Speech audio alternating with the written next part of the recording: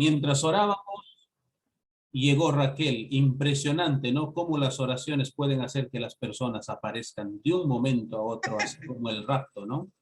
¿Ya? Ok, bienvenida, Raquel. Hermanos, voy a explicar, como siempre, la metodología de un poco de clases y después platicamos sobre ello. Antes de irme a explicar esto, hemos terminado hasta aquí lo que es Ruth, ¿no es cierto? Goel, el Redentor, sus trabajos les envié. ¿Tienen alguna pregunta, alguna inquietud hasta aquí? Porque voy a entrar a una nueva etapa. Vamos a empezar con la monarquía ahora. Entonces, si quizás hay alguna pregunta o en relación a sus trabajos también con confianza. Puedo haber incurrido en alguna falta también al revisarles, avísenme, yo anoto y vuelvo a revisar el punto que no está bien, ¿no? Sí, profesor, hay una mano levantada, hermano Natalia. Sí, Natalia, ajá. Sí, profesor, quería preguntarle, cuando habla, por ejemplo, de los aspectos teológicos, por ejemplo, eh, algo que conversando justamente con mi compañero de grupo para justamente para el primer y segundo de Samuel, era sobre cómo veían los judíos el texto de Ruth antes del cristianismo, ¿no? O sea, antes de Cristo. Básicamente tendríamos que verlo desde los atributos de Dios, porque obviamente ellos no lo veían como nosotros lo vemos ahora con un lente apuntando hacia Cristo. Eso es lo que, por ejemplo, en mi artículo faltó para poder completar el aspecto teológico, el aspecto desde el punto de vista desde el punto de vista judío, o en cuestión de los atributos de Dios, cómo los judíos en ese tiempo, en el contexto lo entendían, y cómo esto apunta hacia Cristo. ¿Eso faltó completar? No, no, no, no. Uh-huh. A ver, aquí yo estoy yendo a ver las tareas, rapidísimo nomás, y para ver qué cosa he corregido, ¿no? Poder chequear bien. Ok. Eh, Estamos hablando de lo que corresponde no a Ruth, ¿o sí? ¿O estamos hablando de los aspectos teológicos de un líder, de un juez? De un Porque juez, en cuanto, Ah, de un ya, juez, perdón, sí, de ¿cierto? un juez. Sí, sí, Ajá, pero porque exacto. lo que corresponde a la semana 13 es escribe un Sí, artículo sí, sí, sí, sobre sí, un determinado juez reflejando el aspecto de un juez. teológico. A Ajá. eso te refieres, ¿no es cierto? Ahí sí, exacto, Ya, lo tomo como ejemplo a Ruth, ¿no? Pero en este caso como un juez, por ejemplo, ¿no? claro. Ver el aspecto, Sí, sí, cuando yo les pido la tarea donde dice aspectos teológicos o la teología, en el caso de Ruth, por ejemplo, era la teología de Ruth o los aspectos teológicos de un determinado juez. La idea, hermanos, es en lo posible hacer el enorme esfuerzo de no ir al Nuevo Testamento.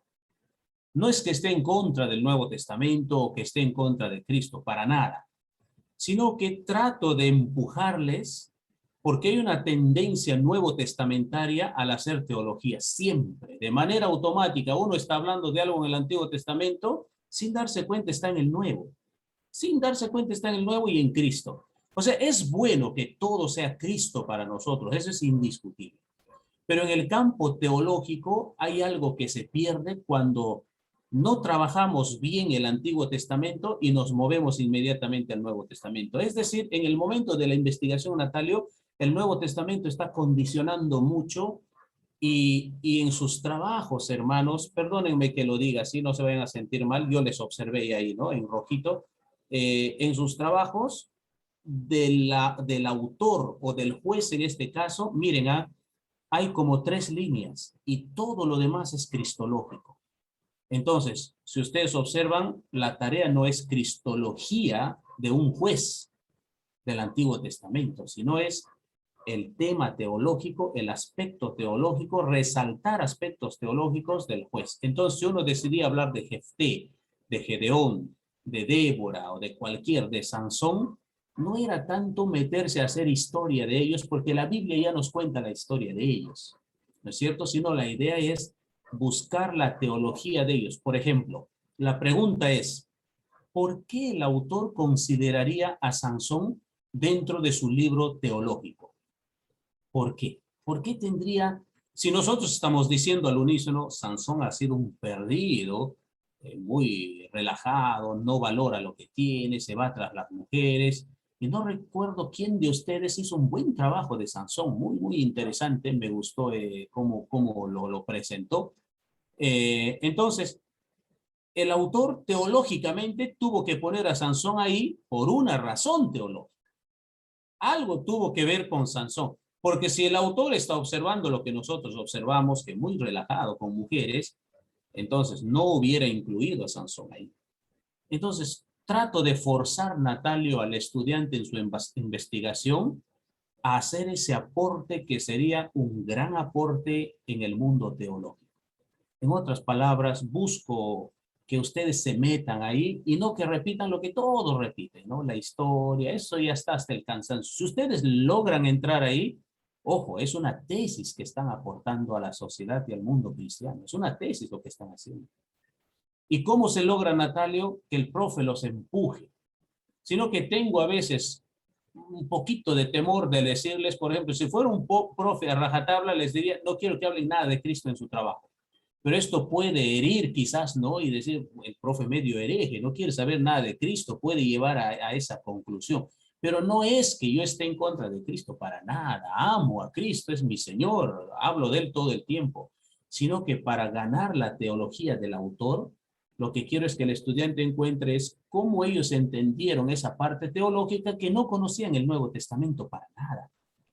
Veían a Cristo por la fe, pero ellos no tenían la información que nosotros tenemos. Entonces, queremos la exégesis allá, sin condicionarnos por el gran aporte que tiene el Nuevo Testamento, por supuesto. Listo, entonces... ¿Me dejo entender, Natalio? ¿Me dejo entender? Sí, ya, lo de Ruth también cometí el gravísimo error, profesor, así que me va a perdonar con lo de Ruth también. Así. No te preocupes, eso nos ayuda, estamos aprendiendo. Yo les comenté cuando escribí mi libro sobre Miqueas, es mi tesis de maestría, tenía a Sisote hablando del Mesías, y mi asesor me dijo, demuéstrame en Miqueas que Miqueas habla del Mesías. Claro, te lo demuestro, y no encuentro la palabra Mesías por ningún lado. ¿De dónde me sacas el Mesías? Pero se supone que es el Mesías, le digo. No, pues, una tesis no es suponer, David, una tesis es demostrar. Demuéstrame. Entonces, ¿qué hago? ¿No habla del Mesías? Yo entiendo, el Mesías es la idea, pero Miqueas no refiere ni siquiera a la palabra Mesías. Profe, ¿qué hago? Le digo. Mira, toda esta parte eran como 70 páginas, me dijo, bótalo al basurero, yo no lo necesito para la tesis. Bien, así, el profe directo, ¿no? Háblame de Miqueas, de la teología de Miqueas, y el tema que tú quieres de Miqueas, no me hables del Mesías. O sea, no es que el profe está basado con el Mesías, no, sino que mi cosmovisión nuevo testamentaria, como la de todos nosotros, nos condiciona cuando leemos el Antiguo Testamento o cuando investigamos algo en el Antiguo Testamento. O sea, Natalio, hermanos, de manera pastoral está bien que siempre apuntemos a Cristo, pero si queremos investigar bien y sacar los aportes propios de la teología de ellos que no conocían a Cristo como nosotros, hay que esforzarnos por no irnos inmediatamente al Nuevo Testamento. Esa es la idea, ¿no? Esa es la idea. Hermanos, ¿alguna otra pregunta? ¿No? Muy bien, entonces iré con lo que tenemos para esta noche, ¿les parece? Muy bien. Estamos en primera y segunda de Samuel en todo caso, y con esto estaríamos entrando al inicio de la monarquía y el reino de David, ¿no? Conocemos bien que tenemos a los 3 primeros reyes dentro de la historia del Israel unido, y en lo que corresponde al Israel unido, solamente hablamos de 3 reyes, no más en su historia, del Israel unido, no del Israel dividido. Cuando hablamos del Israel dividido, hablamos de una diversificación de reyes en el norte y en el sur, con 20 más o menos en cada reino, que pasan, ¿no es cierto? El Israel unido, me refiero al Israel que no ha sido dividido, y ahí hablamos de Saúl, David y Salomón, los únicos. Ustedes tienen este trabajito para la semana, ¿no es cierto? Con un compañero o compañera van a hacer este trabajito de escribir sobre los 3 primeros reyes de Israel, haciendo una comparación justa para arribar a conclusiones que dejen enseñanzas. Una comparación justa. traten siempre de leer porque en lo que les pido en el sumario está el objetivo. Dentro del pedido, dentro de la solicitud de la tarea está el objetivo. Y de hecho, ¿no? Cuando cumplen el objetivo, yo les digo ahí, excelente, su trabajo va con el objetivo.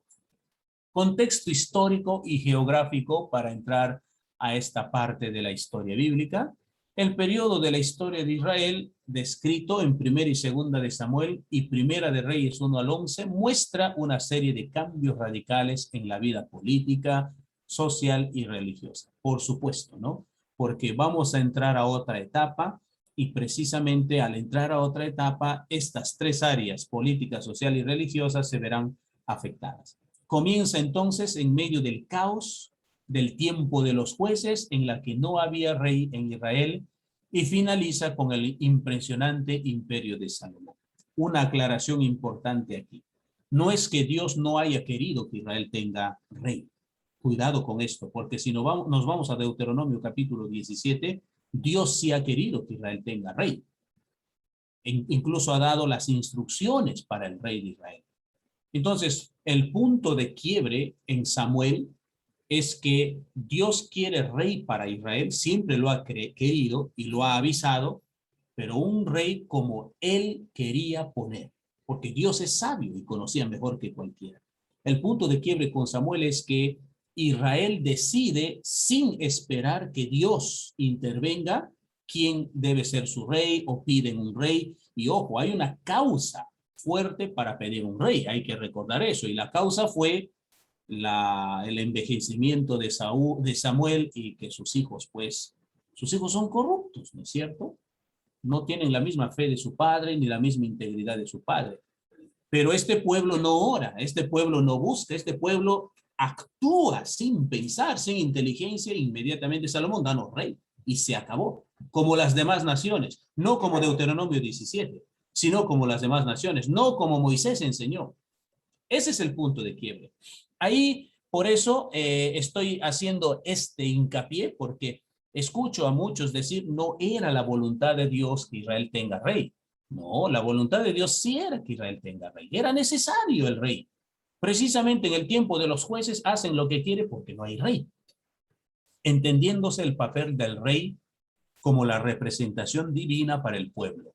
En otras ocasiones al rey se le conoce como, por ejemplo, el pastor del pueblo, porque da su vida, alimenta, los cuida, los protege, pelea por ellos, hace todo para que su pueblo esté bien, ¿no? En ese sentido, un concepto distinto de que quizás nos puede presentar el lado social en cuanto a rey.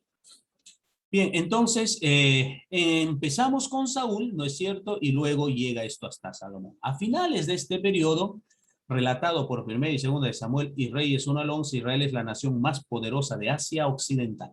La historia de estos cambios se basa en la historia de 4 personas. Samuel no es rey, pero es el vidente, es el profeta, es la palabra viva de Dios en Israel. Ojo, con Samuel no hablamos todavía o no estamos todavía en la monarquía, pero él es el inicio. Pero Samuel no fue rey. Samuel fue un profeta, un juez, y con Samuel, hermanos, la confederación israelita era una. Ojo con eso. Era una gran nación. Era una poderosa nación, un reino unido con Samuel. Y ahí tenemos, ¿no?, a los otros personajes que hemos mencionado. Introducción a los libros de los reinos y de las crónicas, también aquí porque va a la par, así como en el Pentateuco, parece haber ocurrido con los libros de los reinos. Lo que hoy conocemos como Primera y Segunda de Samuel y Primera y Segunda de Reyes, parece haber sido una unidad, ya que la Septuaginta, por ejemplo, titula estos libros como Primero de los Reinos, Segundo de los Reinos, Tercero de los Reinos, Cuarto de los Reinos. Es decir, Primera de los Reinos, Segunda de los Reinos es Primera y Segunda de Samuel. Tercero de los Reinos y Cuarto de los Reinos es Reyes, lo que nosotros tenemos como Reyes. Síntesis de Primera y Segunda de Samuel. El nombre en el canon hebreo y en la Septuaginta, así está. El autor, periodo histórico que abarca y fecha de escritura aproximadamente unos 100 años, cerca del 1105 a.C. hasta el 1025 a.C. Esto que presentamos en la pantalla podría ser un bosquejo, aunque hay otras maneras de bosquejar. En primer lugar, los primeros 7 capítulos nos hablan de Elí y Samuel. ¿Quién es Elí? Es el sumo sacerdote. No hay templo todavía, ¿no es cierto? El templo está el tabernáculo en Silo. Nacimiento de Samuel dentro de esta sección. Su vida con Elí y su llamamiento, los primeros 3 capítulos.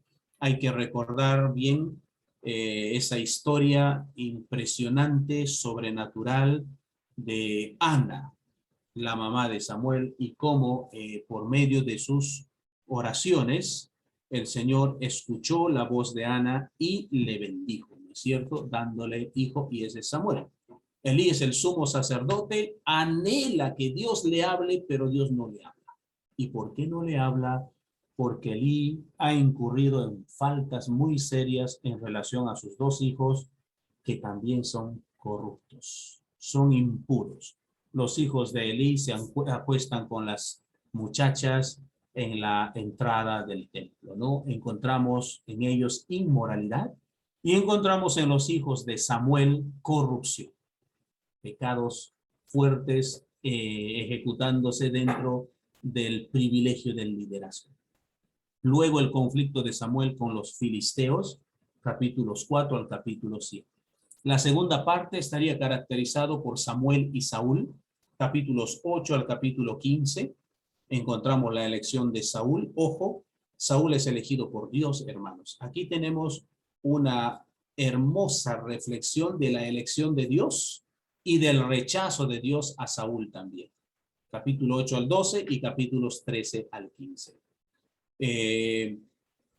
Por ahí se puede trabajar, por ejemplo, el tema, ¿cómo entendemos dentro de la providencia de Dios que Dios elige y las cosas van mal? La enseñanza nos dejará ver que hay una fuerte responsabilidad en lo humano.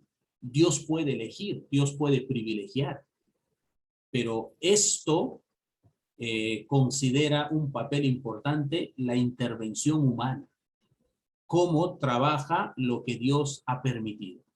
Ahora, en síntesis, Dios elige, pero el ser humano puede ser irresponsable. Dios da privilegios, el ser humano puede ser irresponsable, pero las proyecciones de Dios se cumplirán como Él las quiere, no dependiendo de la irresponsabilidad humana. Luego, Saúl y David, los 2 reyes, ¿no es cierto? La última parte, capítulos 16 al 31. David como pastor de ovejas, los capítulos 16 al 17. Conocemos a un muchacho con grandes habilidades, muy disciplinado.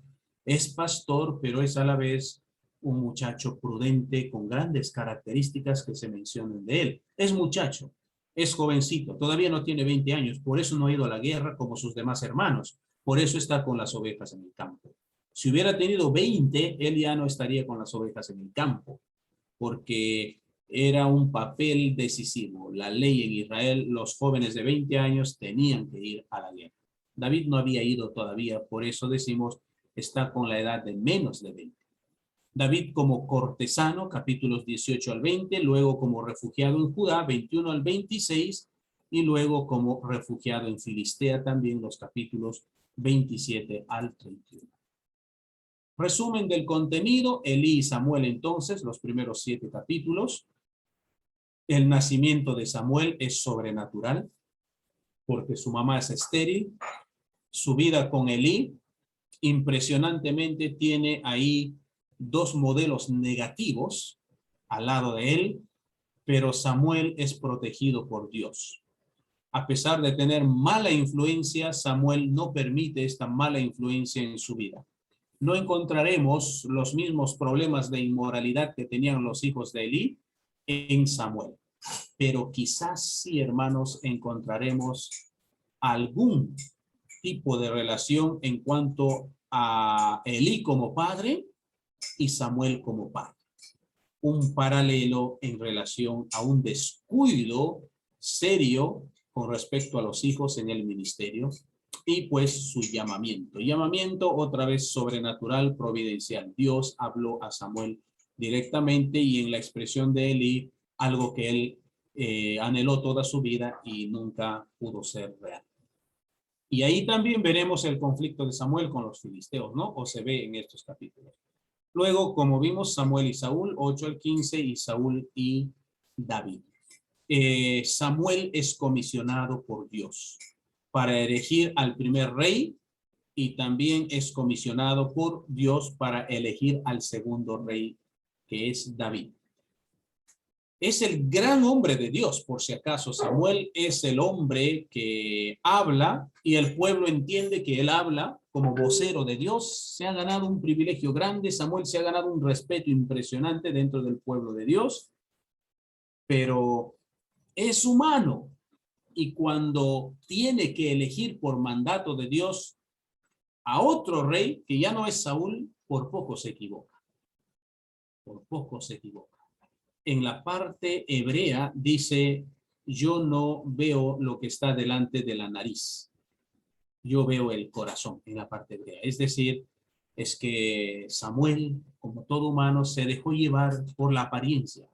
Vio a los hijos de David, el mayor era alto como Saúl, el que le seguía alto como Saúl, hombres de guerra. Entonces él dijo, sin duda este es. Agarró el cuerno listo para ungir y el Señor entró en escena. Cuidado, Samuel. No miro lo que tú ves, lo que está delante de tu nariz, eso ves tú. Yo miro el corazón. A mí no me impresiona el tamaño. A mí no me impresiona el apellido. A mí no me impresiona la cabeza, el color, lo que sea. A mí me impresiona, dice el Señor, el corazón. Ese es el calificativo para mí, dice Dios. Y vuelvo a repetir, estamos hablando de Samuel. El gran Samuel que por poco se equivoca. Y ahí entra en la escena con el conocimiento de David, ¿no? Nadie imaginaba que sería un muchachito pastor de ovejas que en serio no se pensaría que enfrentaría a algo en la guerra. Ni idea. ¿Cómo sería posible humanamente? Eso nunca. Él vive con las ovejas en el campo. No puede ir a la guerra. Y para ser rey de Israel se necesita un guerrero, uno que pelee bien, que sepa defender a su nación. Entonces no se pensaba en David, pero Dios ya había pensado en David. Tontamente, hermanos, Saúl, en lugar de llevar una mejor relación con David, a quien Dios había elegido, se volvió el enemigo del ungido. Esto es un enemigo ungido de otro ungido. Es decir, Saúl abiertamente entonces se volvió enemigo de Dios, porque no aceptó lo que Dios decidió. Y se volvió enemigo de Dios. Así que es interesante ver la trama de 15 años que perseguirá a David para que no llegue al trono. 15 años. Permítanme que use esta palabra, prácticamente le desgració la vida a David esos 15 años, porque todo el tiempo busca matarlo.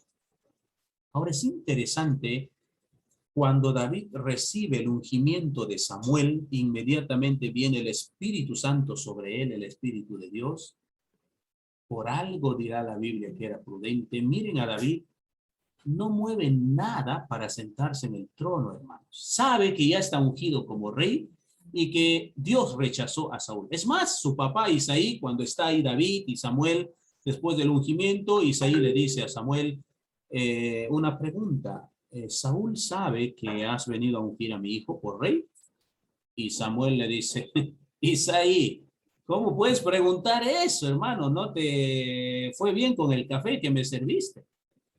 Yo no estaría con vida aquí. Si Saúl supiera que yo estoy ungiendo a tu hijo aquí, ya estaría muerto. Y Isaí abre los ojos grandes y dice, no puede ser posible. Y ahora entonces va a matar a mi hijo. Y la respuesta de Samuel es, mira Isaí, no tengo idea de lo que va a pasar. Matará a tu hijo, no matará, ¿qué pasará? Dejemos esto con Dios. Me envió a ungirlo y cuando Dios hace las cosas, las hace bien, Isaí. Eso déjalo con Dios. Escapa de mi capacidad. Y qué tremendo que David sabe escuchar, por eso la característica de prudente siempre con él, sabe escuchar, hermanos, y no se va de una vez al trono para sentarse y sacar a Saúl de ahí diciendo, tengo mis derechos, soy ungido. David es prudente. Espera 15 años para que el Señor lo ponga. Lo ungió, pero David entiende, pero no es el momento. Ya llegará el momento. Adelante, Natalio. Inclusive me parece sorprendente cuando lo encuentra Saúl y estaba a punto de matarlo. Tenía todo para matarlo. No me acuerdo Sí. en dónde. Lo tenía todo para matar y creo que solamente le corta la capa y le muestra que lo iba a matar, pero él dice que no podía tocarlo al ungido de Dios. Inclusive David reconoce a Saúl como el ungido de Dios, ¿no? Y Natalio, todavía sus soldados le dan textos bíblicos. Este es el día que Dios entregó a tus enemigos en tus manos. Así dice la palabra. Vamos, David. Ay, ay, ay, hermano. Eso debe haber sido tremendo para él. Qué capacidad de poder controlar y decir, paciencia es el tiempo de Dios. Si pensamos en nosotros, Natalio, matábamos a Saúl al toque. Encima nos había hecho tanto daño, vivo en cuevas, eh, había dado a su hija por esposa, ¿se recuerdan? Se la quitó y se la dio a otro. O sea, David tenía aquí razones para acabar con Saúl, incluso textos bíblicos que le están recitando. Ahí estaba la escuela dominical, con los soldados diciéndole, vamos David, la palabra de Dios dice esto. Y David, que Dios libre mi mano de tocar al ungido del Señor. Qué manera de tener claras las cosas y sobre todo, hermanos, su paciencia para esperar que sea el tiempo de Dios y no el tiempo de David, aun cuando ya sabía que él era el futuro rey de Israel. Impresiona esto. Estos son los personajes que tenemos en el Antiguo Testamento, de donde hay mucha teología para nuestras vidas hoy, para la iglesia. Impresionante la vida de estos personajes, ¿no? Y Saúl, el otro lado, cada vez más hundiéndose, tomando decisiones locas, mandando a su propio hijo a la muerte, maldiciéndolo, no pudiendo controlar más su ira. Había dejado Saúl que su corazón se enferme, hermanos, y se haga sordo y ciego. Ya no podía ver más en ese sentido o escuchar más, ¿no? Lecciones que se puede aprender sobre la fe de Ana, la mamá de Samuel, y su buen deseo de consagrar a su hijo al servicio del Señor. Y aquí encontramos un sumo sacerdote más perdido que no discierne nada. Encuentra a Ana orando y la confunde de borracha. Eso evidencia en la narrativa bíblica que este sumo sacerdote hace rato, hermanos, que no tiene juicio, no tiene discernimiento, pero está en el cargo. Sobre el ejemplo negativo de Elí siendo negligente para corregir a sus hijos. Hijos de Elí o los hijos de Elí que habían blasfemado y él no los había estorbado, como dice la palabra, ¿no? Sobre el ejemplo negativo de Saúl, obstinado, desobediente y rebelde. Sobre el patrón que Dios busca en sus siervos, el corazón. Ahí están los calificativos importantes. Sobre el corazón de David, su corazón para Dios, su humildad, su respeto ante la autoridad, ¿no? Su paciencia para ocupar el trono cuando Dios lo llevara o cuando sea el tiempo indicado. Sobre las pruebas que Dios usó con David para moldear su corazón. 15 años, no olviden, ¿no? 15 años. Sobre la amistad de David y Jonathan también encontramos lecciones dentro de este capítulo. Jonathan tiene más luz, más discernimiento que su padre, que es el rey. Bien, hermanos, ahí teníamos esto. Luego, segunda de Samuel, la monarquía bajo el rey David, la monarquía en sí, después de Saúl, entra David, ¿no es cierto? El nombre, primera y segunda de Samuel, en realidad constituyen un solo libro para los judíos y se conoce como Samuel. Autor, fecha de escritura y años que cubre. El autor puede ser Natán y Gad, siglo X a.C., desde el 1010 en que muere Saúl hasta quizás el 975 a.C., unos años antes de la muerte de David y el ascenso al trono de Salomón, que fue en el año 970. El tema central que tenemos aquí tiene que ver con la historia del pueblo hebreo durante el reinado de David. El bosquejo posible, David como rey en Hebrón sobre Judá, los primeros 4 capítulos. David como rey en Jerusalén sobre todo Israel, capítulo 5 al capítulo 10. Luego el pecado más grave de David, y difícil es llegar a estos capítulos, muy doloroso, sus consecuencias, capítulos 11 al 20, y un apéndice histórico que tenemos al final en los capítulos 21 al 20. Sí. ¿Hay una pregunta, creo, hermano Jaime, o no? ¿No? ¿O sí? No, ya, ok. Síntesis de Primera de Crónicas, el nombre, los asuntos de los tiempos, autor, fecha de la escritura y años que cubre aquí, puede ser el autor Esdras, porque es un escrito post-exílico, alrededor del 450, cubre bajo el mismo periodo de Segunda de Samuel, 40 años, tema central, el reino de David y su preparación para el templo, el bosquejo, las genealogías, en primer lugar, capítulos 1 al 9, luego la muerte de Saúl en el capítulo 10, reino de David, capítulos 11 al 21, y preparación del tiempo y organización, 22 al 29. Si notamos al autor de Crónicas, el autor de Crónicas se ocupa bastante de David, el tema litúrgico y el templo, sobre todo, porque esta era la razón principal del culto de Israel. Resumen del reino de David, según Segunda de Samuel y Primera de Crónicas, hermanos. David es rey en Hebrón sobre Judá. En Segunda de Samuel, los primeros 4 capítulos, podemos ver esto. Luego es rey en Jerusalén y así sobre todo Israel. En total, los años que reinó David son 40 años. En total. Y ojo con esto, encontramos a partir de ahí el concepto del reino davídico, que es lo mismo que decir el reino mesiánico. Por eso que en el Nuevo Testamento, Marcos, por ejemplo, tomando el relato de un ciego, el ciego Bartimeo, usa, por ejemplo, la frase en su teología, Marcos, Jesús, hijo de David.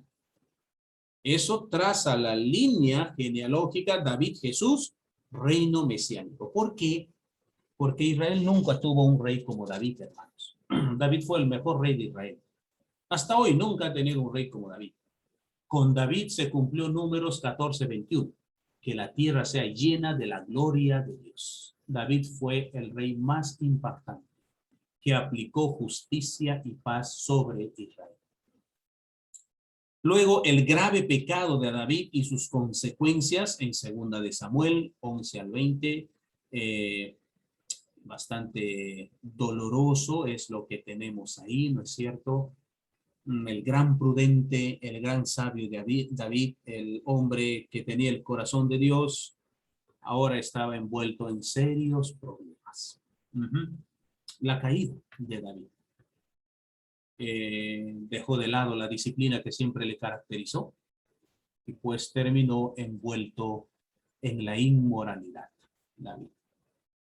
Y ahí tenemos las consecuencias, ¿no? Triste esta parte, pero David supo arrepentirse, hermanos. Los últimos días de David encontramos también en Samuel y Crónicas.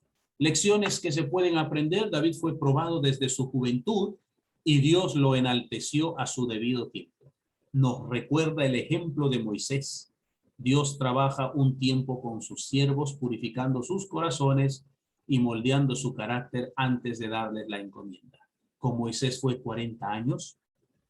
Con Abraham fue 25 años, con José fue 13 años, con David fue 15 años, ¿no es cierto? Su paciencia, David esperó todo el tiempo que Dios quiso y no se apresuró a ocupar el trono fuera del tiempo del Señor. Aprendemos también que ninguno está exento de caer en los pecados más bajos y cuestionables. David pecó. Pero también aprendemos que el verdadero creyente oye la voz de Dios y endereza sus caminos. David se arrepintió, y afrontó humildemente sus consecuencias. Las aceptó, hermanos. No resintió o peleó con Dios de las decisiones que él tomó respecto al anuncio de Natán. La espada, los problemas no se apartarán de tu casa, David. Muy bien, hermanos. ¿Alguna pregunta de todo esto que hemos explicado aquí en Samuel? El tema de los tres reyes de fondo, Saúl y David. Bueno, y no hemos tocado a Salomón, ¿no? Porque más adelante lo tocaremos. ¿Tienen alguna pregunta o algún comentario, algún aporte de estos temas? Hermano David, buenas noches. Sí, Julio. ¿Qué tal, Julio? Bueno, en realidad hay bastantes preguntas en este libro, bueno, en estos libros de 1 Samuel y 2 Samuel. Una primera es, Samuel llega a ser sacerdote, pero ¿era levita él o era efraínita? Él es de la tribu de Efraín. Porque llega a ser el sacerdote, o sea, llega a incursionar en toda esta labor sacerdotal al servicio, pero ese era el tema, cómo es que él interviene en ese servicio cuando él era de Efraín. Sí, son paréntesis que tenemos dentro del Antiguo Testamento, Julio, y que Dios considera privilegios dentro de sus planes, así como también no se acepta el ingreso de gentiles, tenemos la participación de gentiles en planes directos dados por Dios. En nuestra lógica humana, una prostituta no podría ser salvada en plena guerra. No es posible esto. Es prostituta, es una mujer inmoral, pero ayudó a los espías y les hizo prometer de que se acordaran de ella porque sabía que eso iba a ser para Israel. Confiaba en Dios. Un poco raro que estoy diciendo una prostituta creyente. Raro, ¿no es cierto? Ay, ¿cómo se acomoda esto en la vida? Pero es que es así. Era prostituta, pero era más creyente que cualquier israelita. Medio raro, ¿no es cierto? Una paradoja grande. Y Dios ordenó, salven a Rahab. Moisés dijo, lo primero al entrar a Jericó, salven a Rahab. Pero Moisés, ¿cómo que salven a Rahab? Es prostituta. No, señores. Ha salvado la vida de nuestros espías. Josué, ¿no era? Josué, Moisés ordenó, ¿no? No, pero Moisés, como Moisés es la discusión. Josué entra ya en escena, ¿no? A salvar. Quien ordenó que la salven es Moisés. Entonces, Julio, esos paréntesis tenemos. Participación de gentiles, en este caso, Samuel no corresponde, pero Samuel tiene un llamamiento bastante diferente. Jesús no es de la tribu de Leví, pero es el sumo sacerdote por excelencia, por ejemplo, ¿no? Él viene de la tribu de Judá. Si no, tampoco hubiera podido ser el sumo sacerdote por excelencia. Entonces, cuando eso usted mencionaba, sí. En lo anterior usted nos aconsejaba que siempre nos centremos, cuando miramos el Antiguo Testamento, la teología, nos centremos más en todo el contexto del Antiguo Testamento y pues teniendo cuidado del Nuevo Testamento. Entiendo que cuando usted nos dice esto, es que nosotros nos enfoquemos más a esos atributos, a esas acciones, o mejor dicho, a Dios como Padre, Dios el Padre, obrando en esta historia de Israel. O sea, nosotros más nos enfocaríamos a estos atributos, a este accionar de Dios, antes de adelantarnos o hablar de lo que ya vemos en el Nuevo Testamento. Y le decía por esto... Pero, Julio, perdón que te interrumpa, sin embargo, hay que trabajar lo que el autor entendía de Dios. Me dejo entender, no tanto ver el plano de Dios. En uno de los trabajos, alguien al hablar de un juez se concentró, en lugar de hablar del juez, habló de Israel y mostró todo el trabajo, el aporte, la intervención de Dios con Israel. No, la idea de la teología es responder a esta pregunta. ¿Cuál es la teología de este? Por ejemplo, si tuviéramos que hablar de David, ¿cuál es la teología de David? ¿Qué entendía David de Dios? ¿Por qué es paciente David? ¿Qué sabía de Dios? David no tenía una iglesia, por ejemplo, tampoco tenía un pastor. ¿Qué conocimiento para entonces tenía David acerca de Dios? Descubrir eso es la tesis, la idea. Conocer la teología y por qué se mueve de esa manera. No es normal que David espere 15 años habiendo sido reconocido por Samuel como rey. Eso no es normal. Por eso ya dije yo, nosotros hace rato que nos hubiéramos mandado, oye, retírate. Yo soy el nuevo rey. ¿Qué haces ahí sentado tú? Si no te mueves por las buenas, ahorita traigo a todo el ejército y te vas. Porque tú ya no eres el rey. Dios ya te ha rechazado. Eso es lo común. Pero ¿qué es lo que hace David? Tranquilo, paciencia. Voy a esperar. Entonces tenía que haber conocido algo de Dios, Julio, para haber tomado esa decisión y esa actitud paciente. Y ojo, 15 años en un proceso que la vida se le complica. ¿Cuántas veces no ha entrado la tentación quizás? Creo que ya debo hacer respetar mis derechos o mato a Saúl y se acabó todo, porque si lo mato, cambia la historia de una vez. Pero no se atreve a levantar la mano. ¿Por qué? Si David mata gente. David mata gente. Ojo, es el mejor rey que dice la Biblia, saca al ejército y los hace regresar sin que un cabello haya caído al piso. O sea, el tipo era recontra bueno, hermanos.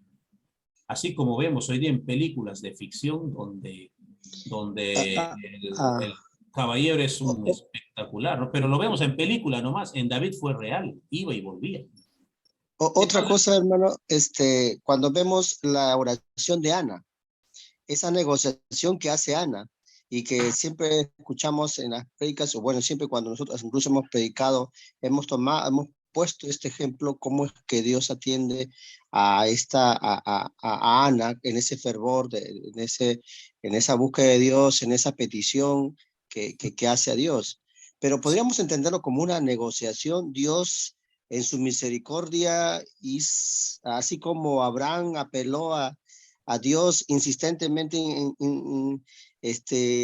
proponiendo ciertas cosas, como que si hay 50, si hay 10, si hay 5, y etc., o sea, disminuyendo las cantidades. Igual Ana aquí se presenta, se podría decir de que, perdón.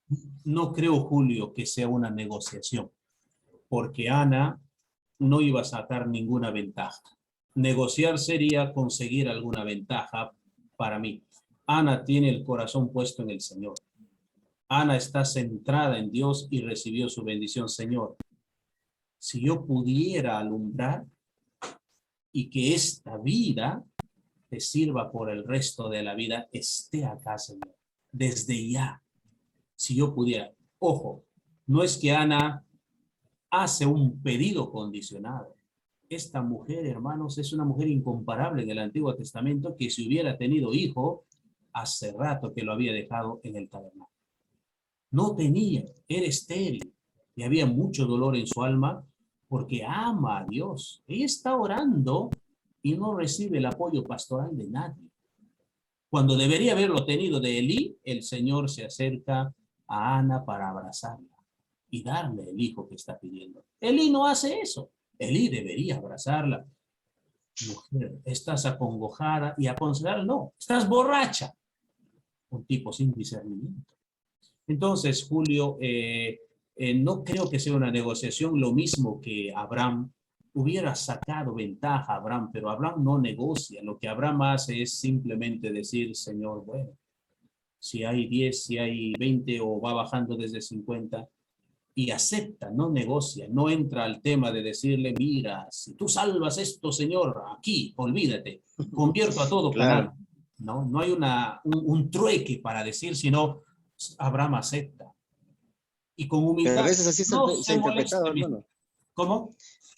Pero a veces así se ha interpretado, incluso a veces se ha escuchado prédicas donde mira cómo Ana le pidió a Dios, pídele tú también y hazle la promesa, y si te da esto, lo otro, si Dios me da un negocio, ya el 50% se lo doy a él, o etc. de cosas que a veces ha sido esa interpretación. No creo que esté del todo mal que uno pueda pedir al Señor que lo bendiga y hace una promesa de cumplir, pero que cumpla, pues. Ese es el punto, que cumpla, ¿no? Porque dice, Señor, si tú me das trabajo, ni un domingo faltaré, por ejemplo, ¿no? Pero ni bien le da trabajo, se olvida de todos los domingos. ¿No has dicho que los domingos ibas a estar? No, es que domingo tengo que hacer esto, lo otro, ya no hay tiempo. A ver, cuéntame, ¿qué haces domingo? Lavo mi ropa. Hermanos, no entra a mi cabeza que un miembro de iglesia se quede por lavar su ropa y no vaya a un culto. No cabe, eso es algo fuera de serie, ya ni Ripley lo tiene, ¿de acuerdo? Porque ¿cómo va a justificar que no ha ido a la iglesia, no ha ido al templo a adorar a su Señor porque tenía que poner al día sus cosas de casa? El culto le quita todo el día. No, eso es más un enfriamiento espiritual. Yo me burlo de mis jóvenes cuando me dicen, pastor, no vine porque lavé mi ropa. Nada, cuéntale al chino que quieras, no te acepto. Porque no, ¿cómo por lavar su ropa no va a ir al templo? O sea, está desplazando a Dios del lugar más importante de su vida. No puede Hermano ser. David, y otra es que se ve hay una severidad que a veces uno se queda tremendamente pues, sorprendido y pensando cómo es que USA muere justamente en este intento de querer, sin cierta manera, ver que no se caiga el carruaje o que el arca no se estropee. Y cómo es que también vemos luego unas personas que quieren ver también lo que hay del arca y esa muerte así se queda en saber por qué, o sea, por qué tan drástico. Pero esa severidad con la cual vemos estas situaciones que ocurrió como Usa y otros que vemos en el libro de Samuel. Pero Julio, no hay que olvidar, tiene razón lo que dice, es la severidad, pero Dios le había advertido, porque dice ahí en el capítulo 2, varias veces ya le había dicho a Elí y no había entendido. Y cuando Elí dialoga con Samuel, Samuel le hace ver, el Señor me ha dicho que te había hablado, Elí, ¿y por qué no escuchaste? Samuel es muchacho, y se hace la interrogante que no saca de su cabeza, se le queda como un nudo en la garganta con la pregunta, Elí, tú eres el sumo sacerdote, y duele, hermanos, cuando él dice, ¿por qué no escuchaste? Samuel está sorprendido en el alma, ¿por qué no prestaste atención a las advertencias que te dio el Señor? O sea, en el muchacho, a mí me llama mucho la atención esa escena, para el muchacho eso es impactante. Y me pregunto si será impactante todavía para nuestros jóvenes o para nosotros. ¿Por qué no escuchaste la advertencia? Elí no escuchó varias veces, Julio, no fue una sola vez. Varias veces entonces la sanción ya no se podía esperar más. Pero de USA, hermano, Uh-huh. Julio, de apagaste USA, el audio. Ajá. de USA y de USA que quiso sostener el carruaje para que no caiga el arca, Uh-huh. murió así también. Otra vez no presta atención. Sabe que no debe meter la mano ahí. No debe meter la mano ahí. No son inocentes, Julio. Son pautas dadas por Dios y el Shema en el Antiguo Testamento es escucha y obedece. No solamente escucha, sino escucha y obedece. La palabra obedecer para ellos está dentro del Shema. No son inocentes. Es como Levítico capítulo 10 también, estos dos hijos de Aarón que mueren ahí inmediatamente por ofrecer un fuego que no era fuego extraño. ¿Inocentes? No, señores. Ellos sabían. Claro, no eran inocentes, pero Quizás sí se la severidad, habían emborrachado, puede ser por eso también, ¿no? porque por ejemplo vemos aquí otra es una cosa es que como Dios le dice a Samuel, no mires la apariencia. Y lo que una es no mires la apariencia, entiendo de que ya había un antecedente en Samuel, es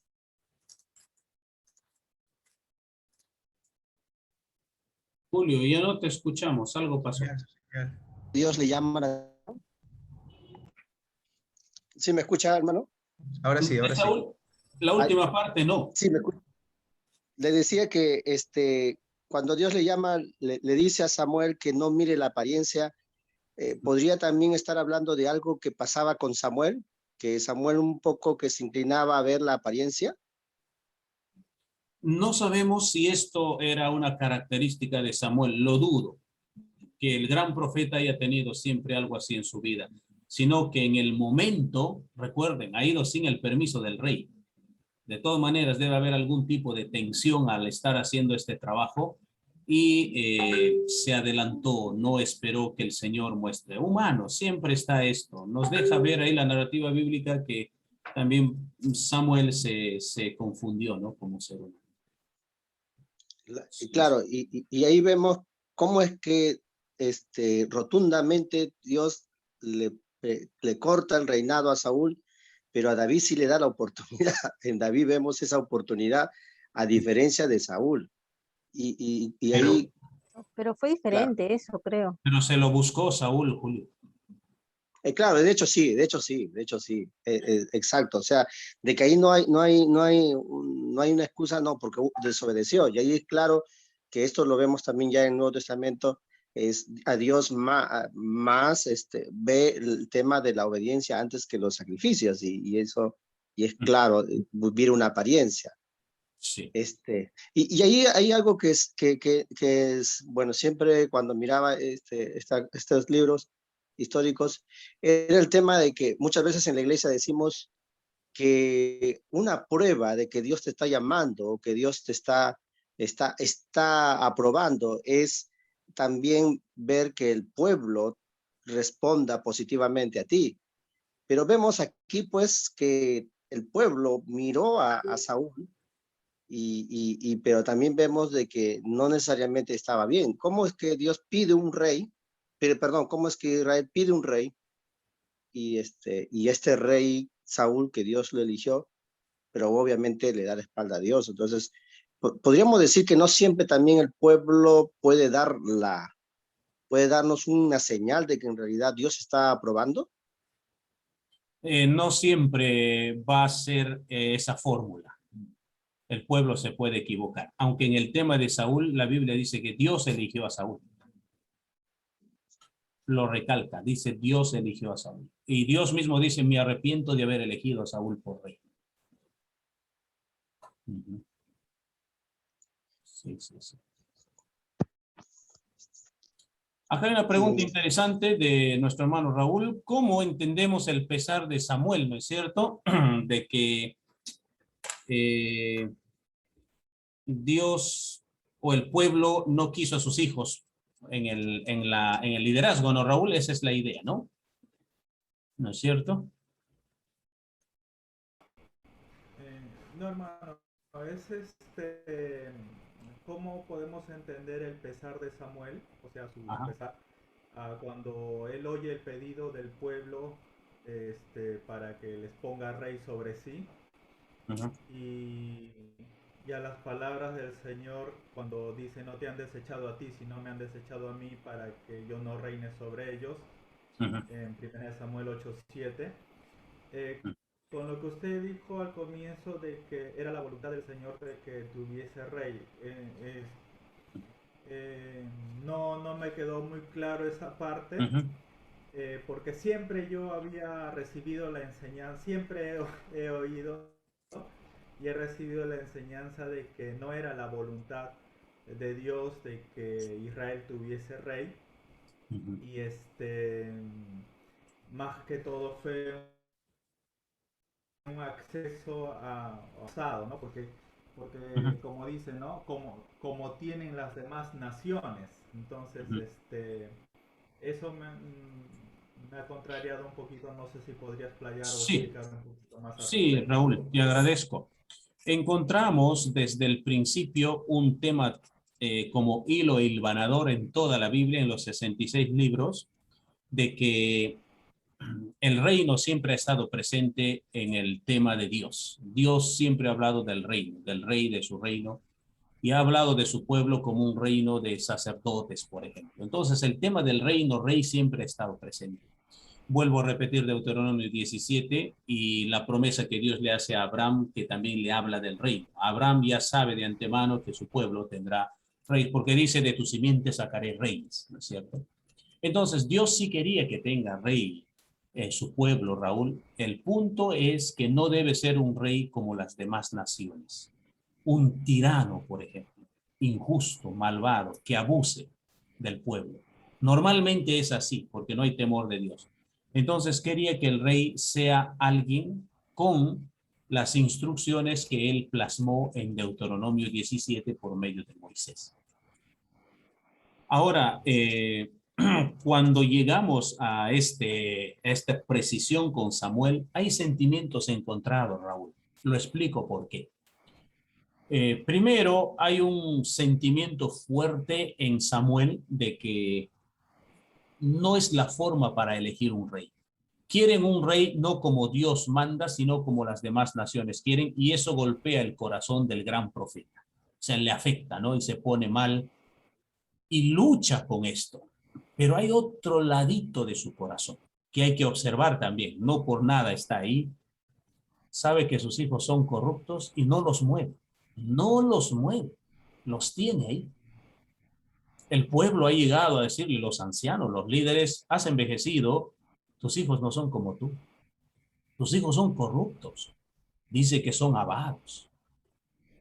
Entonces, muy bien, Samuel, hermano, la pregunta del millón, ¿cuándo vas a sacar a tus hijos del liderazgo? Tú sabes que son así y los tienes ahí. Y parece, Raúl, que ahí hay sentimiento encontrado en relación a sus hijos. Parece que Samuel lucha con moverlos, no los quiere mover.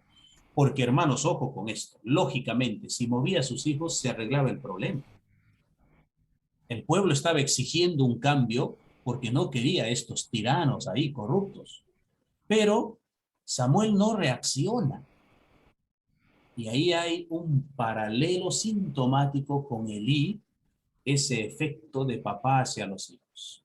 Es cosa seria, ¿no? Un día sería interesante una conferencia por ahí, Natalio, hasta dónde el amor de padre a los hijos no va por el canal correcto. Se equivoca, ¿no? Quizás ahí hay que invitarlo, no sé, a quién es especialista en eso, puede ser David Ormachea o quién, alguien preparado en ese campo, ¿no? Entonces Raúl nota, no lo mueve y dice el texto, y lloraba Samuel, pero mueve a tus hijos, pues Samuel, no llores, mueve a tus hijos, no mueve. Entonces, ¿qué hace el Señor? Le dice Samuel, miren lo que dice el Señor, hermanos. Samuel escucha al pueblo. Samuel escucha al pueblo. Y dales lo que te piden. Y no llores más, es la idea. Porque no te han rechazado a ti, sino a mí. Pero dales lo que te piden. Escucha al pueblo, Samuel. Samuel no quería escuchar al pueblo, hermano Raúl. La narrativa nos deja ver entonces un Samuel muy siervo de Dios, consagrado, por supuesto, pero también deja ver su lado humano, sus hijos. Y no quiere remover a los hijos del liderazgo, no quiere tocarlos del liderazgo como el hijo. Porque ahí, según la narrativa, no tenemos otra pista causal para que Israel haya entrado al tema de pedir un rey. Se lo explicaron bien. Solamente la falta del pueblo está en que se desesperaron. Le hubieran dicho a Samuel, no queremos a tus hijos ahí y vamos a orar cómo Dios nos ayuda, pero no queremos a tus hijos en el liderazgo. Estaremos leales hasta que tú, ¿no? El Señor te llame, pero no queremos a tus hijos y que Dios nos guíe, nos muestre. Pero no, ellos entraron en una desesperación, en una tensión y el apuro. Y ahí también Samuel reacciona, ¿no? Como que contrariando, ¿no? Está ese lado también, Raúl. Entonces, la monarquía entra a Israel, parece no en el momento adecuado. Pero eso no indica que Dios no lo tenía en la voluntad o en el plan. A pesar de eso, hermanos, a pesar de eso, Dios interviene dándoles a Saúl y dice literalmente, yo elegí a Saúl porque era un buen hombre, tenía toda la talla y calzaba bien para ser el rey de Israel. Se corrompió su corazón en el camino, porque así no era. Cuando leemos el antes de Saúl, no era así. Ni siquiera levantaba la ceja, creo. Pero de ahí se movió su corazón, se interrumpió por completo. Y siempre, hermano Raúl, el tema de rey estará presente en la Biblia. Jesús es el rey verdadero, por ejemplo. Entonces, la teología completa de la Biblia siempre ha mostrado el rey, pero un rey como Dios quiere, no como las naciones lo pedían o lo exigían. Este tema sintomático de Samuel lo hemos visto en Elí y se va a repetir en el mismo David. David es la exageración, ¿eh? Miren cómo un pecado que no se corta y ninguno de los tres cortó, sigue su historia innovadora. Porque con Saúl, con David ya es lo peor, dice, nunca corrigió a sus hijos. Hay uno que se llamaba Adonías, que nunca lo contrarió, nunca le llamó la atención, imagínense, ¿no? Entonces, bueno, podemos decir, David se atrevió a manipular la ley de Moisés. Claro, claro. Por eso es que uno de sus oficiales, no me recuerdo si es Abner o el otro, no sé cómo se llama, me confundo siempre con otro tipo muy grande como David, como Abner, que cuando matan a Absalón, David llora y se molesta. Puedes llorar por este hijo rebelde, estarías feliz si hubiéramos muerto uno de nosotros. El ejército ha dado la vida por ti. Joab, ¿no es cierto? Y tú lloras. David, lávate la cara, le dice Joab, y preséntate ante el pueblo porque ahorita el pueblo se viene a tu encima. Porque no es justo lo que nos estás haciendo. Hemos dado la vida por ti y tú lloras. Pero ¿quién entendía a David, hermanos? Es su hijo. Y no lo ha corregido a tiempo, ¿no? Ya, y un desastre de hogar, David. Muchas mujeres, hijos de tantas mujeres. Volvemos a Génesis 2:24 y a la conclusión, no era el plan de Dios que se tenga tantas mujeres, porque eso destruiría la relación. Sí. Muy bien, hermanos. ¿Están bien? Me imagino que están orando ya, ¿no? Para terminar. Entonces vamos a dejarlo aquí. Que Dios les bendiga. Muchísimas gracias. Que puedan tener una deliciosa cena, pero no mucho, no se vayan a enfermar. Ganó Perú, ¿no es cierto? Estamos contentos por eso. Hay esperanza. Hermano Jaime. Sí, hermano Jaime, claro. Y disculpe, pastor, quiero hacerle una consulta respecto del trabajo para esta semana. Sí. Cuando se pide ahí un enfoque comparativo de los tres reyes y también se hace un enfoque así de una manera pasajera respecto del factor político, social y religioso, ¿no? Entonces yo estaba pensando sobre, ¿es posible que se pueda hacer una especie de un cuadro comparativo? Sí, esa es la idea que estamos pidiendo. Hay que poner ahí a los tres reyes y hay que hacer una comparación justa. ¿Por qué digo? Porque he encontrado en trabajos donde al hacer la comparación el estudiante no es justo.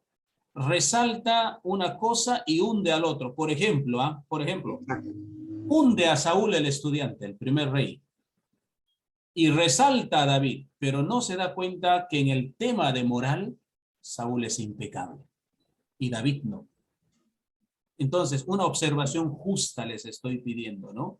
Tener cuidado de eso. No atacar a uno nomás y resaltar al otro, sino ver si hunde a David, entonces también sea justo con los demás. Por ejemplo, normalmente no se ve esto.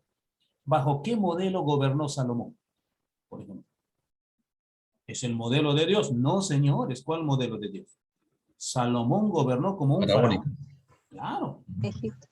Todo el modelo de Egipto. Entonces, ser justo es eso. Claro, uno dirá, me estoy volviendo, creo, ya no soy cristiano al decir esto de mi Salomoncito tan lindo. No, quiero que tengan el valor de entrar a eso. Yo me recuerdo en una clase cuando hablé de David, por ejemplo, le traen a la mujer más hermosa, él está viejito en su camita, ¿no? Ahí, y dice, le pusieron una mujer para que le abrigue. Noten, el tema es sexual. Cuando lo enseñé, hermanos, mis alumnos querían, no sé, poner la cara donde, profe, ¿cómo puede ser eso? David es un arrepentido. No, señores. David está viejito y ya no puede. ¿Me entienden lo que estoy diciendo, no? Ya no puede. No, profesor, qué barbaridad habla usted. No. El pueblo sabe que David no puede estar sin mujer y por eso le traen a la mujer más hermosa. Y ya no se llega a ella, pues ya no puede. ¿Me entienden? Y cuando Roboam dice a los ancianos, mi dedo meñique será más grande que los lomos de mi padre, es un insulto inmoral. Si mi papá lo ha tenido grande y me dejo entender a dónde voy, que ha tenido muchas mujeres, y yo lo tengo más grande, dice Roboam. Malcriadazo, hermanos. Hermanos, sin temor alguno, les pido que hagan una comparación justa, observaciones como... No se van a volver anticristianos con eso, para nada, para nada. Quiero que se avienten a ver el relato un poco más real, sin un condicionamiento espiritual en todo. Por supuesto. Luego dice ahí en el punto, arribar a conclusiones que dejen enseñanzas. Hay que poner las enseñanzas, eso sí. Pero no hay que tener miedo. Ahora, no les estoy diciendo que hagan algo descabellado por hacer. Bueno, el profe ha dicho que nos relajemos. Tú, hermano, David, un esto. Saúl es otro por acá. No, no, no. Tal como está en el relato, por favor. Claro, claro. Sí, muy bien, profesor. Gracias, profesor. Con mucho gusto, hermano Jaime. Gracias. Profesor, hay una pregunta también sobre si va a ser en formato artículo o cuadro comparativo. Se permite, hermanos, las dos cosas. Pueden hacer llegar en un cuadro comparativo o en forma de artículo. Yo les puse así artículo porque eso les permite explayarse, explicar. A veces en un cuadro quizás solamente van a hacer las partes comparativas, pero ya no tienen dónde explicar. Mientras que a manera de artículo pueden explicar. Pero tienen la libertad. Solo no se olviden 500 palabras. 500 palabras. ¿Ya? Profesor, disculpe. Sí. Tuve que salir y no escuché. No te preocupes. Mi pregunta era si sería un artículo o un cuadro comparativo, porque eso es lo que estábamos preguntando con el hermano Jaime. Les estoy dando la libertad de que puedan hacer uno de los dos. Pedí artículo, Guillermo, porque eso les permite explicar. Quizás en un cuadro no siempre permite explicar, ¿no? Aclarar. Pero tienen la libertad de hacerlo en forma de cuadro, en formato de cuadro. Pero 500 palabras. Sea artículo o cuadro. Sí. Ok. Muy bien, hermanos. Aquí estoy leyendo algo más. Creo que no hay otra pregunta, ¿no?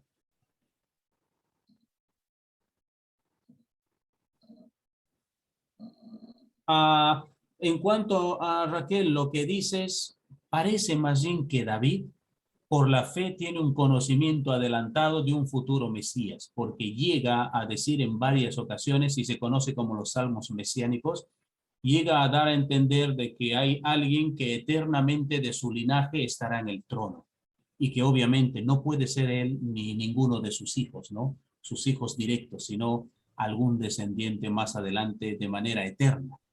¿Y esa revelación cómo le llega? O sea, Estas son cosas sobrenaturales para algunos que Dios quiso en el Antiguo como en el Nuevo, tanto como está ahí, ¿cómo se llama? José pregunta al copero y al panadero, les veo mal, ¿qué pasó hoy día? ¿No tomaron Coca-Cola? Cuéntenme, ¿qué les pasó? Y no quieren contarle, ya pues les veo tristes, vamos, platiquemos. Y se lanza el copero primero. En un clic, Raquel, en un segundo viene a su mente la interpretación. Y por eso el panadero se anima a contarle el sueño. Igual está delante del faraón, el faraón cuenta 7 vacas gordas, flacas y trigo y esto, y José en un segundo recibe. Sobrenatural. Lo mismo tenemos a Daniel. Daniel escucha a Nabucodonosor, nadie puede con el tema y en un segundo está en la mente de Daniel.